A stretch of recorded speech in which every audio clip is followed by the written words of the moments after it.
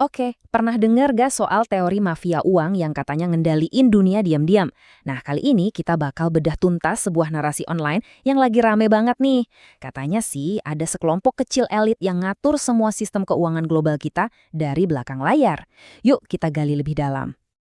Kita mulai dari sini nih, sebuah prediksi yang, wow, benar-benar bikin kaget. Dari sosok yang pandangannya lagi kita bedah ini, dia bilang, inilah masa depan yang nungguin kita kalau kita cuma diam aja. Benar-benar pernyataan yang provokatif banget buat ngebuka obrolan kita kan? Jadi pertanyaannya, siapa sih yang katanya megang kendali semua ini? Nah, klaim utamanya itu ada semacam mafia uang atau kartel fiat yang sembunyi-sembunyi, tapi punya kuasa yang absolut. Terus, apa nih ide baru? Menurut orang ini sama sekali bukan. Justru, dia nunjukin beberapa peringatan dari zaman dulu buat nguatin klaimnya. Argumennya, sistem kontrol kayak gini tuh udah berjalan lama banget. Nah, yang menarik banget di sini, dia pakai kutipan yang katanya dari mantan Presiden Amerika buat nunjukin kalau kontrol ini tuh udah ada lebih dari 100 tahun. Ini cara dia biar klaimnya kedengeran lebih kuat, lebih punya dasar sejarah gitu. Oke, kalau gitu, apa sih tujuan akhir dari kelompok ini menurut dia? Katanya, ini adalah sebuah agenda dengan banyak cabang, yang tujuannya cuma satu, kontrol total atas kita semua. Yuk kita lihat lebih detail. Dasar dari semua agenda ini menurut narasinya ya, keyakinan simpel ini. Siapa yang ngendaliin uang, dia bakal ngendaliin dunia. Ini premis utamanya, sesederhana itu. Rencananya ini katanya dipecah jadi 4 pilar utama. Pertama, nguasain atensi kita lewat penjara digital. Kedua, bikin pajak karbon model baru.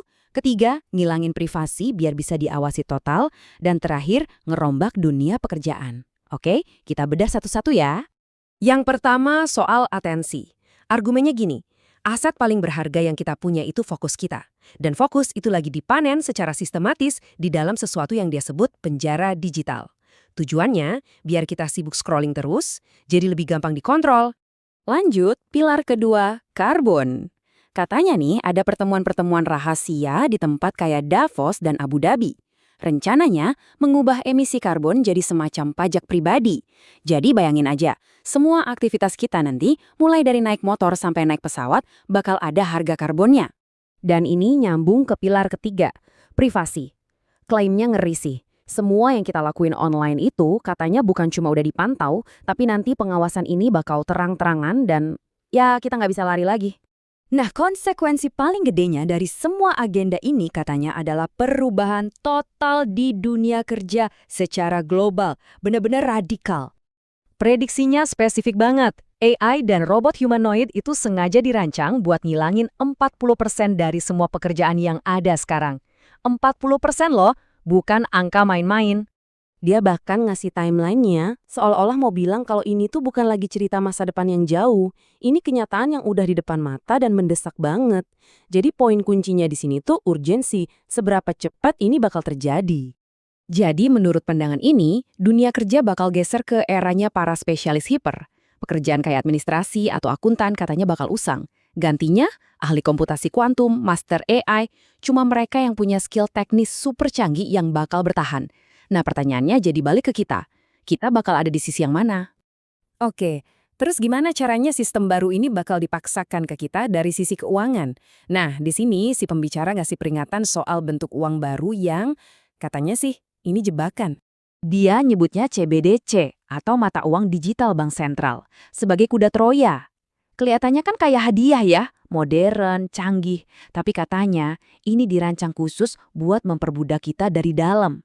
Kelihatan keren di luar, tapi sebenarnya jebakan. Jadi perbedaannya dibuat jelas banget. Di satu sisi ada Bitcoin yang katanya jalan satu-satunya buat kebebasan finansial. Di sisi lain ada CBDC, jalan menuju perbudakan digital. Pilihannya cuma dua itu, benar-benar hitam dan putih. Dia bahkan bilang, ngambil keuntungan di pasar sekarang ini rasanya kayak ngambil permen dari bayi. Gampang banget katanya. Tapi dia juga ngingetin, kesempatan ini nggak bakal lama. Sebentar lagi robot dan AI bakal ngambil alih semua trading, dan keuntungan kita sebagai manusia bakal hilang. Nah, ngadepin visi masa depan yang suram kayak gini, si pembicara ini nggak cuma jadi guru aja. Dia memposisikan dirinya sebagai pemimpin gerakan perlawanan. Motivasinya ini dalam banget loh. Dia cerita soal janji pribadinya waktu umur 15 tahun. Katanya, kalau dia bisa bebas dari rantai uang setan, dia bakal bantu semua orang buat bebas juga. Ini jadi kayak pertarungan personal banget buat dia, melawan sistem yang dulu ngejebak dia. Dan semua misi personalnya ini disimbolkan lewat satu tanda yang dia pakai di foto profilnya. Simbol for. Dari bahasa matematika, artinya untuk semua.